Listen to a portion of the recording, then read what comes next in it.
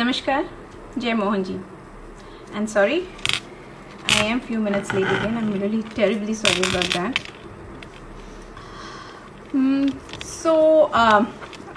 I had to miss the session yesterday because there were some conflicting commitments and which came up last minute.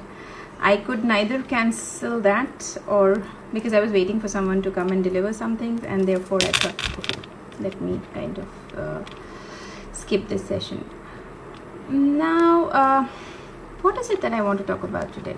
That's my favorite topic that I think the previous evening.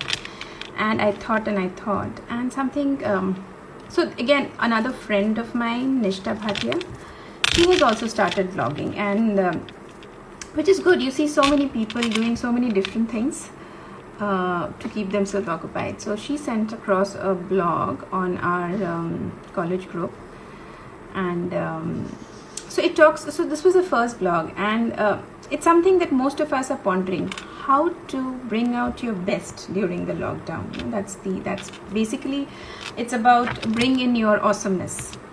And she spoke about 10 pointers that one can do to stay positive, connected, and to grow as an individual, which all of us know in our small ways, you know. But when somebody puts it together and puts a frame to it, a framework, then you feel, oh, you're not the only one, but someone else is also thinking on similar lines. So do check out her blog. I don't remember the name of the blog, but the author is Nishta Bhatia, and she is on, I think, WordPress blog.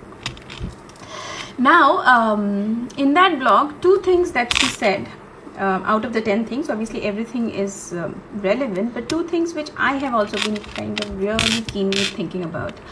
One is to have a schedule, right? To have a routine, and which I have, I think, spoken about earlier in my session. A routine really keeps you going. A routine keeps you motivated, and it keeps you in the in the run. Otherwise you become like a couch potato. You can just go into slumber. You can kind of, so a routine for me should typically in the last 1 month includes apart from waking up on time and sleeping on time, which is not happening, but within the waking hours, it includes some activity that I do on a timely basis, which keeps me in terms of, it keeps a discipline in me, which includes some elements of reading that I would do, which includes inculcating a hobby, whatever hobby. For me, I've still not gotten back to proper reading, but one of the things that I'm consistently doing is I have picked up is cooking. Though I am not a very good cook and neither a regular cook, but these days I am at least trying to make 1 dish every day, and that's my evening routine and a form of exercise. So I cannot stress on the importance of yoga, meditation. So that's the form that I have kind of been following, but it is up to you. But some form of exercise which can be done at home. I do it in the evening because the evening time somehow suits me the best, but whatever time of the day, fix a time. So these are the 4-5 things, you know. So the importance of a routine is what she spoke about, Nishta spoke about, which I kind of, it echoed with me. And the second thing, she spoke about something very interesting, a gratitude journal, a daily gratitude journal. So what she's documenting is somebody who's done or said something good to her in a day. She is naming those people and paying gratitude on a daily basis, and that's also something I kind of spoke about, and it also reverberates with me because I feel the 2 most important virtues which is going to help us survive this entire lockdown are apology for all that you have done towards Mother Earth, towards your environment, your you know, yourself. So bringing out that one quality that you will make a part of your life, which changes the way you've been using your environment and Mother Earth. And 2, gratitude. So these 2 things are very important because you have to be thankful. Unless you are thankful for what you have, you will never appreciate what you have. And if you don't appreciate, you will keep on exploiting, and therefore exploitation becomes a way of life, which is what modern urban life is all about. It's all about exploiting one's resources, one's environment, one's lifestyle, one's time. So this lockdown will help us get back to a little primitive way of life, which is more about gratitude and making the best use of what you have. Speaking of this, one thing came to my mind is during this entire phase of lockdown, one primitive lifestyle which has come back is barter system, and we may not use the term barter system, but more often than not in the last few days, if I don't have something, then I would typically ping within my community, within my friends group in the community, okay, hello, do you have this? And then and when somebody else doesn't have it, so the system of barter is really become common. And this is so primitive, right? We all knew that prehistoric men and women, and when trade started, it started on barter system, and only when money was invented, then did the exchange medium become money. But before that, it was barter, which was kind. And so we are going back to so many things, and it also helps you bond better with people around you. It helps you again be grateful for whatever little you have, and whatever you don't have, you learn to appreciate and value. At least I am being able to tell my daughter, though it is a long journey for her, but to value things that is not there. Like, so if there is no cheese at home at this moment, there is no cheese at home, and you have to accept that there is no cheese at home. So I think it is also teaching us a way of life. So coming back to this gratitude journal that Nishtha spoke about, I think it could be useful, because when this phase passes, you could actually open that journal and look at it at times and say, oh hey, these are the people who helped motivate me during the period that I needed most. So it could also be like a connect back to your friends, with your family. And so I would say, I would like to implement a gratitude journal. Okay, I would definitely want to recommend that please follow a schedule. It really helps you keep mentally and physically stable, and make that one change in your life which is going to be permanent, and which is going to sustain even when the coronavirus pandemic is over.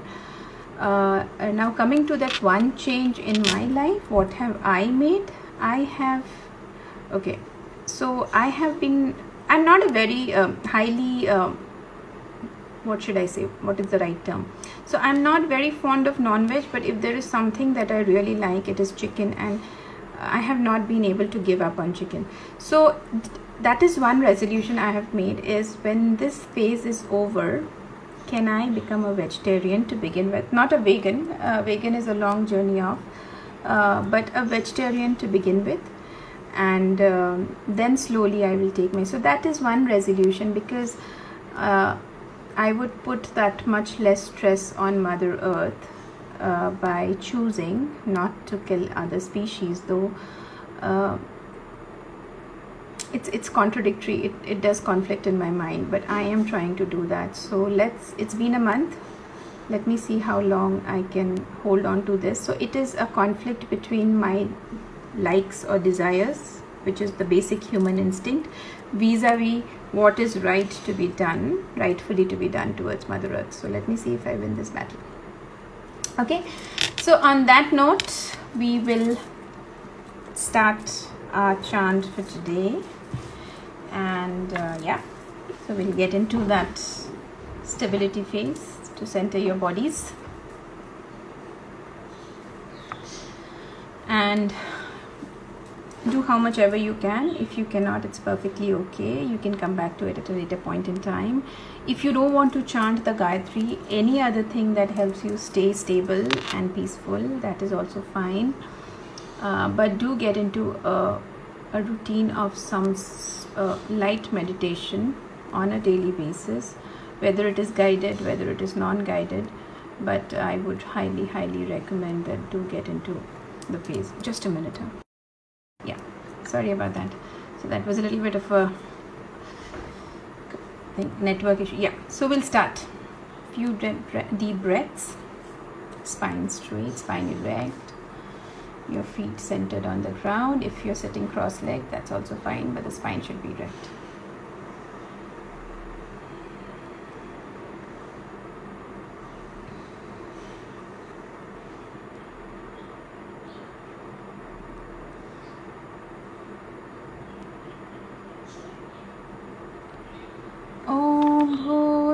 भूर्भुवस्वः तत्सवितुर्वरेण्यं भर्गो देवस्य धीमहि धियो यो नः प्रचोदयात्। ॐ भूर्भुवस्वः तत्सवितुर्वरेण्यं भर्गो देवस्य धीमहि धियो यो नः प्रचोदयात्। ॐ भूर्भुवस्वः तत्सवितुर्वरेण्यं भर्गो देवस्य धीमहि धियो यो नः प्रचोदयात्। ॐ भूर्भुवस्वः तत्सवितुर्वरेण्यं भर्गो देवस्य धीमहि धियो यो नः प्रचोदयात्। ॐ भूर्भुवस्वः तत्सवितुर्वरेण्यं भर्गो देवस्य धीमहि धियो यो नः प्रचोदयात्। ॐ भूर्भुवस्वः तत्सवितुर्वरेण्यं भर्गो देवस्य धीमहि धियो यो नः प्रचोदयात्। ॐ भूर्भुवस्वः तत्सवितुर्वरेण्यं भर्गो देवस्य धीमहि धियो यो नः प्रचोदयात्। ॐ भूर्भुवस्वः तत्सवितुर्वरेण्यं भर्गो देवस्य धीमहि धियो यो नः प्रचोदयात्। ॐ भूर्भुवस्वः तत्सवितुर्वरेण्यं भर्गो देवस्य धीमहि धियो यो नः प्रचोदयात्। ॐ भूर्भुवस्वः तत्सवितुर्वरेण्यं भर्गो देवस्य धीमहि धियो यो नः प्रचोदयात्। ॐ भूर्भुवस्वः तत्सवितुर्वरेण्यं भर्गो देवस्य धीमहि धियो यो नः प्रचोदयात्। ॐ भूर्भुवस्वः तत्सवितुर्वरेण्यं भर्गो देवस्य धीमहि धियो यो नः प्रचोदयात्। ॐ भूर्भुवस्वः तत्सवितुर्वरेण्यं भर्गो देवस्य धीमहि धियो यो नः प्रचोदयात्। ॐ भूर्भुवस्वः तत्सवितुर्वरेण्यं भर्गो देवस्य धीमहि धियो यो नः प्रचोदयात्। ॐ भूर्भुवस्वः तत्सवितुर्वरेण्यं भर्गो देवस्य धीमहि धियो यो नः प्रचोदयात्। ॐ भूर्भुवस्वः तत्सवितुर्वरेण्यं भर्गो देवस्य धीमहि धियो यो नः प्रचोदयात्। ॐ भूर्भुवस्वः तत्सवितुर्वरेण्यं भर्गो देवस्य धीमहि धियो यो नः प्रचोदयात्। ॐ भूर्भुवस्वः तत्सवितुर्वरेण्यं भर्गो देवस्य धीमहि धियो यो नः प्रचोदयात्। ॐ भूर्भुवस्वः तत्सवितुर्वरेण्यं भर्गो देवस्य धीमहि धियो यो नः प्रचोदयात्।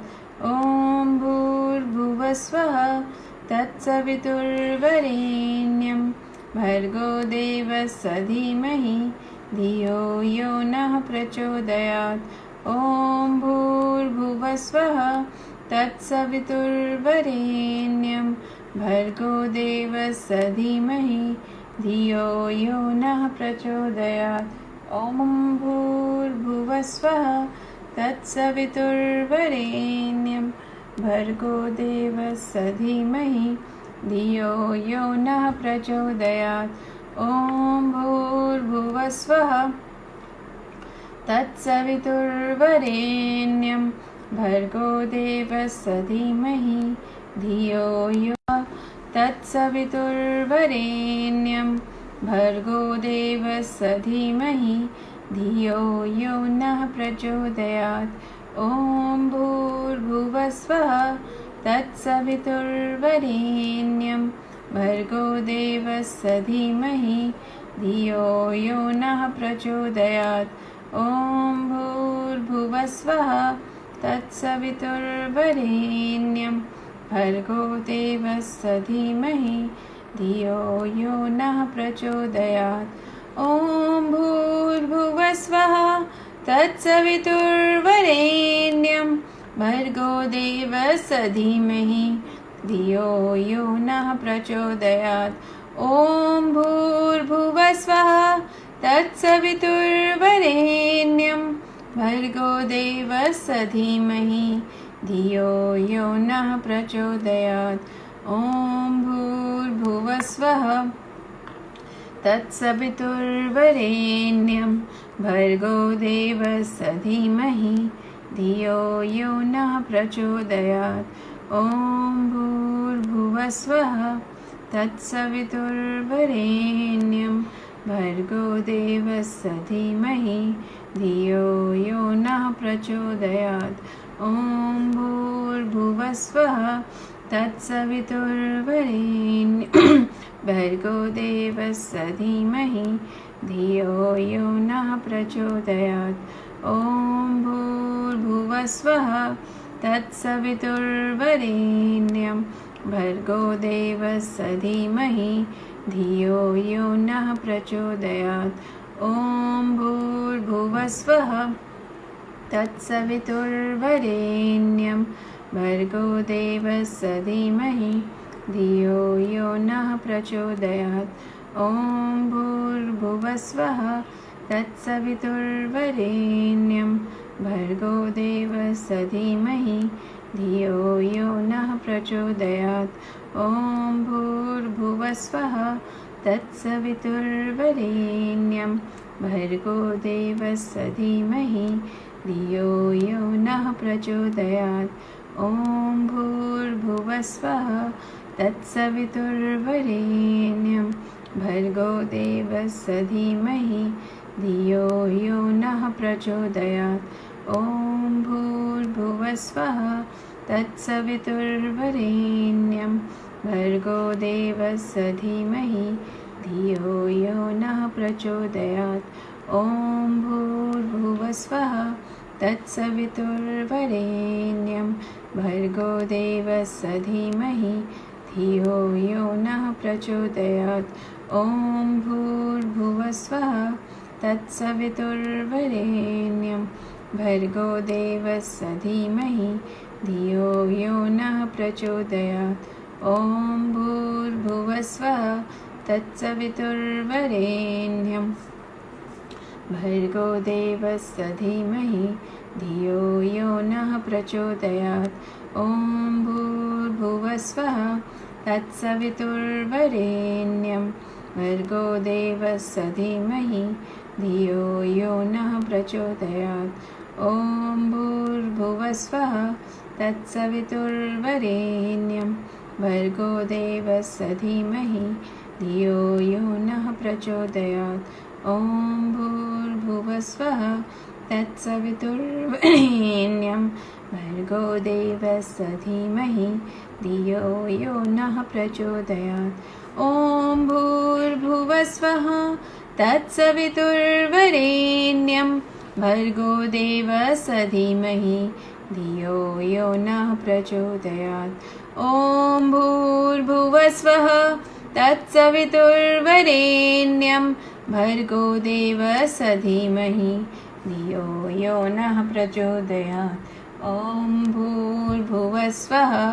तत्सवितुर्वरेण्यं भर्गो देवस्य धीमहि धियो यो नः प्रचोदयात् ॐ भूर्भुवस्वः तत्सवितुर्वरेण्यं भर्गो देवस्य धीमहि धियो यो नः प्रचोदयात् ॐ भूर्भुवस्वः तत्सवितुर्वरेण्यं भर्गो देवस्य धीमहि धियो यो नः प्रचोदयात् ॐ भूर्भुवस्वः तत्सवितुर्वरेण्यं भर्गो देवस्य धीमहि धियो यो नः प्रचोदयात् ॐ ॐ भूर्भुवस्वः तत्सवितुर्वरेण्यं भर्गो देवस्य धीमहि धियो यो नः प्रचोदयात् ॐ भूर्भुवस्वः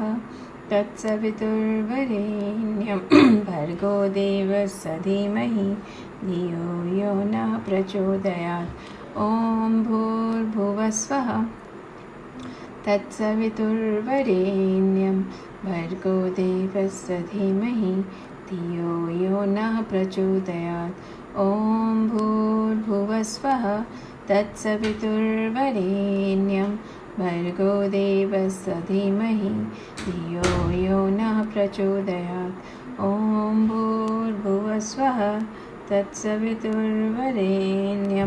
भर्गो देवस्य धीमहि धियो यो नः प्रचोदयात् ॐ भूर्भुवस्वः तत्सवितुर्वरेण्यं भर्गो देवस्य धीमहि धियो यो नः प्रचोदयात् ॐ भूर्भुवस्वः तत्सवितुर्वरेण्यं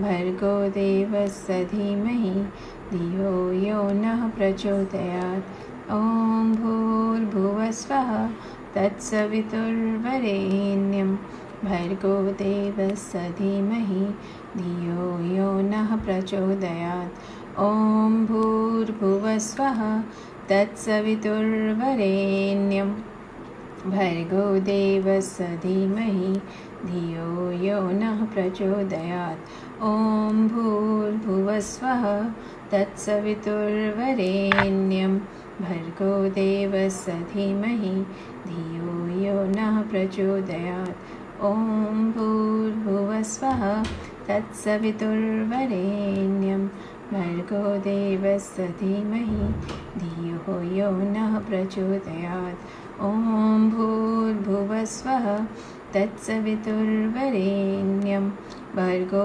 देवस्य धीमहि धियो यो नः प्रचोदयात् ॐ भूर्भुवस्वः तत्सवितुर्वरेण्यं भर्गो देवस्य धीमहि धियो यो नः प्रचोदयात् ॐ भूर्भुवस्वः तत्सवितुर्वरेण्यं भर्गो देवस्य धीमहि धियो यो नः प्रचोदयात् ॐ भूर्भुवस्वः तत्सवितुर्वरेण्यं भर्गो देवस्य धीमहि धियो यो नः प्रचोदयात् ॐ भूर्भुवस्वः तत्सवितुर्वरेण्यं भर्गो देवस्य धीमहि धियो यो नः प्रचोदयात् ॐ भूर्भुवस्वः तत्सवितुर्वरेण्यं भर्गो देवस्य धीमहि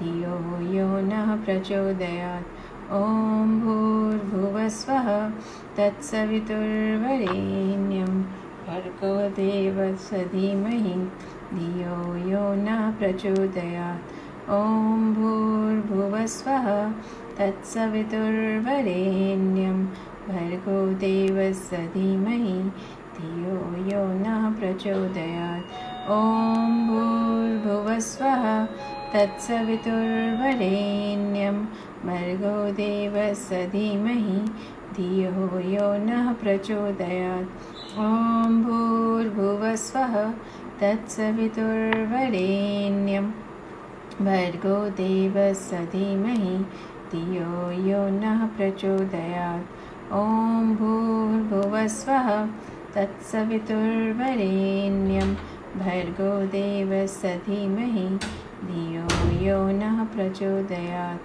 ॐ भूर्भुवस्वः तत्सवितुर्वरेण्यं भर्गो देवस्य धीमहि धियो यो नः प्रचोदयात् ॐ भूर्भुवस्वः तत्सवितुर्वरेण्यं भर्गो देवस्य धीमहि धियो यो नः प्रचोदयात् ॐ भूर्भुवस्वः तत्सवितुर्वरेण्यं भर्गो देवस्य धीमहि धियो यो नः प्रचोदयात् ॐ भूर्भुवस्वः तत्सवितुर्वरेण्यं भर्गो देवस्य धीमहि धियो यो नः प्रचोदयात् ॐ भूर्भुवस्वः तत्सवितुर्वरेण्यं भर्गो देवस्य धीमहि धियो यो नः प्रचोदयात् ॐ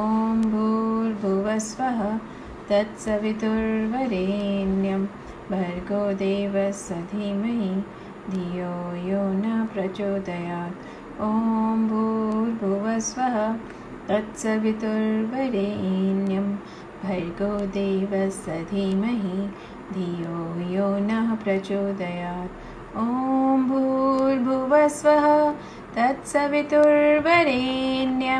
भर्गो देवस्य धीमहि धियो यो नः प्रचोदयात् ॐ भूर्भुवस्वः तत्सवितुर्वरेण्यं भर्गो देवस्य धीमहि धियो यो नः प्रचोदयात् ॐ भूर्भुवस्वः तत्सवितुर्वरेण्यं भर्गो देवस्य धीमहि धियो यो नः प्रचोदयात् ॐ भूर्भुवस्वः तत्सवितुर्वरेण्यं भर्गो देवस्य धीमहि धियो यो नः प्रचोदयात् ॐ भूर्भुवस्वः तत्सवितुर्वरेण्यं भर्गो देवस्य धीमहि धियो यो नः प्रचोदयात् ॐ भूर्भुवस्वः तत्सवितुर्वरेण्यं भर्गो देवस्य धीमहि धियो यो नः प्रचोदयात् ॐ भूर्भुवस्वः तत्सवितुर्वरेण्यं भर्गो देवस्य धीमहि धियो यो नः प्रचोदयात् ॐ भूर्भुवस्वः तत्सवितुर्वरेण्यं भर्गो देवस्य धीमहि धियो यो नः प्रचोदयात् ॐ भूर्भुवस्वः तत्सवितुर्वरेण्यं भर्गो देवस्य धीमहि धियो यो नः प्रचोदयात् ॐ भूर्भुवस्वः तत्सवितुर्वरेण्यं भर्गो देवस्य धीमहि धियो यो नः प्रचोदयात् ॐ भूर्भुवस्वः तत्सवितुर्वरेण्यं भर्गो देवस्य धीमहि धियो यो नः प्रचोदयात् ॐ भूर्भुवस्वः तत्सवितुर्वरेण्यं भर्गो देवस्य धीमहि धियो यो नः प्रचोदयात् ॐ भूर्भुवस्वः तत्सवितुर्वरेण्यं भर्गो देवस्य धीमहि धियो यो नः प्रचोदयात् ॐ भूर्भुवस्वः तत्सवितुर्वरेण्यं भर्गो देवस्य धीमहि धियो यो नः प्रचोदयात् ॐ भूर्भुवस्वः तत्सवितुर्वरेण्यं भर्गो देवस्य धीमहि धियो यो नः प्रचोदयात् ॐ भूर्भुवस्वः तत्सवितुर्वरेण्यं भर्गो देवस्य धीमहि धियो यो नः प्रचोदयात् ॐ भूर्भुवस्वः तत्सवितुर्वरेण्यं भर्गो देवस्य धीमहि धियो यो नः प्रचोदयात् ॐ भूर्भुवस्वः तत्सवितुर्वरेण्यं भर्गो देवस्य धीमहि धियो यो नः प्रचोदयात् ॐ भूर्भुवस्वः तत्सवितुर्वरेण्यं भर्गो देवस्य धीमहि धियो यो नः प्रचोदयात् ॐ भूर्भुवस्वः तत्सवितुर्वरेण्यं भर्गो देवस्य धीमहि धियो यो नः प्रचोदयात् ॐ भूर्भुवस्वः तत्सवितुर्वरेण्यं भर्गो देवस्य धीमहि धियो यो नः प्रचोदयात् ॐ भूर्भुवस्वः तत्सवितुर्वरेण्यं भर्गो महि धियो यो नः प्रचोदयात् ॐ भूर्भुवस्वः तत्सवितुर्वरेण्यं भर्गो देवस्य धीमहि धियो यो नः प्रचोदयात् ॐ भूर्भुवस्वः तत्सवितुर्वरेण्यं भर्गो देवस्य धीमहि धियो यो नः प्रचोदयात् ॐ भूर्भुवस्वः तत्सवितुर्वरेण्यं भर्गो देवस्य धीमहि धियो यो नः प्रचोदयात् ॐ भूर्भुवस्वः तत्सवितुर्वरेण्यं भर्गो देवस्य धीमहि धियो यो नः प्रचोदयात् ॐ भूर्भुवस्वः तत्सवितुर्वरेण्यं भर्गो देवस्य धीमहि धियो यो नः प्रचोदयात् ॐ भूर्भुवस्वः तत्सवितुर्वरेण्यं भर्गो देवस्य धीमहि धियो यो नः प्रचोदयात्. And the last three chants, we'll say it very slowly so as to absorb the vibrations into our physical aura and our environment. Om Bhurvasvaha Tatsaviturvarenyam Bhargo Devasya Dhimahi Dhiyo Yo Nah Prachodayat. Om Bhurvasvaha Tatsaviturvarenyam Bhargo Devasya Dhimahi Dhiyo Yo Nah Prachodayat.